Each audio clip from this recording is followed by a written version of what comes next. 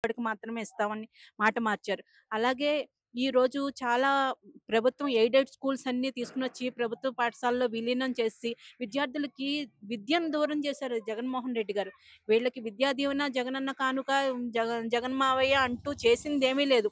స్కూల్స్‌ని ఇప్పుడు 2 కిలోమీటర్లు, 3 కిలోమీటర్ల దూరంలో ఉన్న స్కూల్స్‌ని తీసుకొనొచ్చి 15 కిలోమీటర్లు, 20 కిలోమీటర్ల దూరంలో ఉన్న స్కూల్స్‌లో విలీనం చేసేయడం వల్ల అక్కడి వరకు ట్రావెల్ చేయలేక చాలామంది, అలాగే ప్రభుత్వం పాఠశాలలో పెట్టే మధ్యాహ్న భోజనం పథకంలో కూడా విపరీతమైన అవినీతి, వాళ్ళకి కాంట్రాక్టర్‌లకి బిల్లులు చెల్లించక నాణ్యమైన ఫుడ్ అందించడం లేదు. అలాగే ఎన్నో రకంగా పిల్లల్ని ఇబ్బంది పెట్టి స్కూల్స్‌లో ఆంగ్ల మాధ్యమం అని చెప్పి కొన్ని రోజులు ఇబ్బంది పెట్టారు.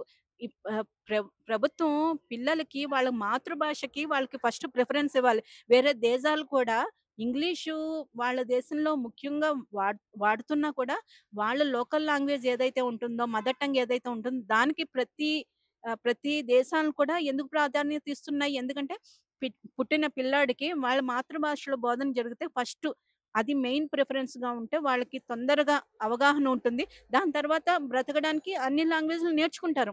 కానీ విద్యా వ్యవస్థను మొత్తం ఇటువంటి తుగ్లక్ ఆలోచనలతోటి, ఇటువంటి తుగ్లక్ నిర్ణయాలతోటి విద్యా వ్యవస్థను కూడా భ్రష్టు పట్టించేశారు జగన్మోహన్ రెడ్డి గారు ఈరోజు.